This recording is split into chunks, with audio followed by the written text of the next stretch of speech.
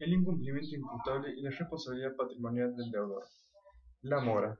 La mora es el retardo injustificado e imputable al deudor en el cumplimiento de la prestación, o bien del acreedor en el acto de recibir el pago. La mora del deudor. Requisitos. Debe haber una obligación exigible, vencida y válida. Debe haber un retardo o tardanza en el cumplimiento de la obligación. Ese retardo o tardanza debe ser injustificado e imputable al deudor en razón de su dolo o culpa. Situaciones. Cuando hay plazo, la mora se producirá en el momento de vencimiento del plazo. Si no se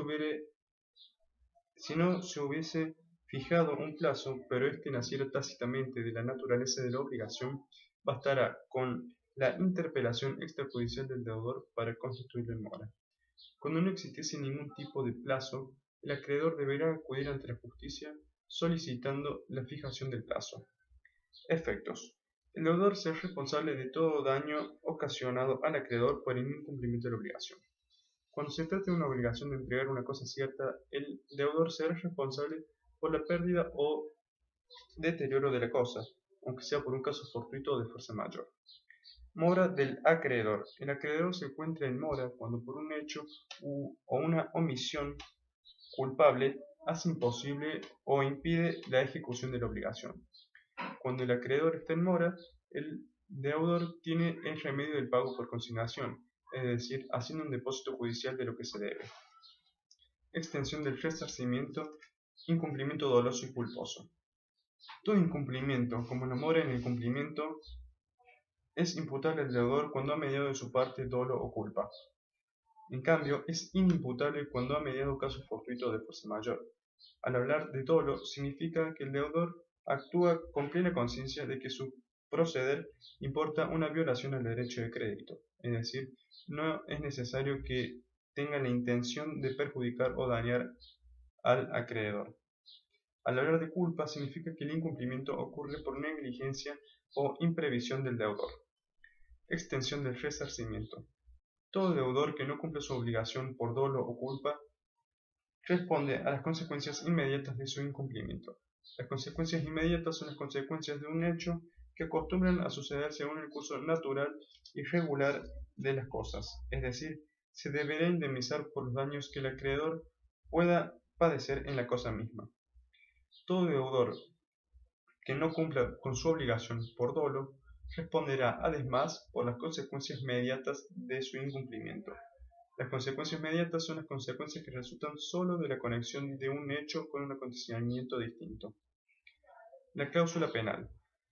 La cláusula penal es aquella en la que una persona, para asegurar el cumplimiento de la obligación, se sujeta a una pena o multa en caso de retardo o de no ejecutar la obligación.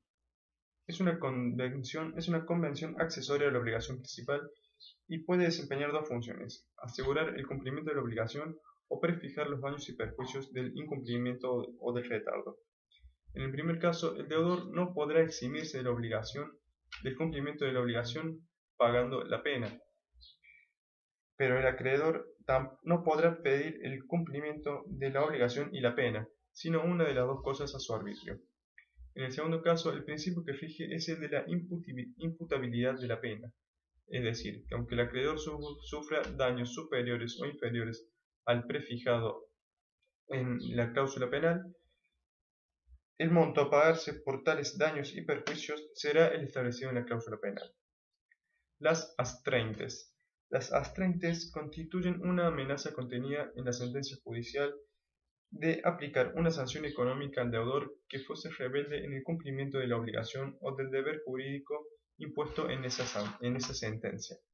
Es un medio compulsivo, intimidatorio, que el juez utiliza como recurso para hacer respetar sus decisiones, y que el mismo juez puede ampliar, reducir o suprimir según las circunstancias y su propio criterio. Imposibilidad de pago por caso fortuito o fuerza mayor. Caso fortuito o fuerza mayor son todos los hechos que son imprevisibles o que siendo previsibles no pueden evitarse. Son producidos por dos grandes causas: la naturaleza, lluvias, terremotos, inundaciones, incendios, pestes, tornados, etc. y el hecho del hombre, guerras, disposiciones del gobierno, etc. No son caso fortuito o de fuerza mayor los acontecimientos que son resultado del curso ordinario y regular de la naturaleza, como son las lluvias y los vientos. Debe ser un hecho externo, es decir, que el acto debe ser un obstáculo insuperable para el deudor. Debe ser un acontecimiento actual, no futuro. Efectos. La obligación se extingue cuando la prestación que forma el objeto de la misma viene a ser físico o legalmente imposible sin culpa del deudor. El deudor no será responsable de los daños e intereses que se originen al acreedor por falta de cumplimiento de la obligación cuando estos se originaren por caso fortuito o de fuerza mayor. Cláusulas de irresponsabilidad. Son cláusulas mediante las cuales las partes de la relación obligatoria se ponen de acuerdo en eximir anticipadamente al deudor de sus responsabilidades en caso de incumplimiento de la obligación. Eso fue el incumplimiento imputable y la responsabilidad patrimonial del deudor.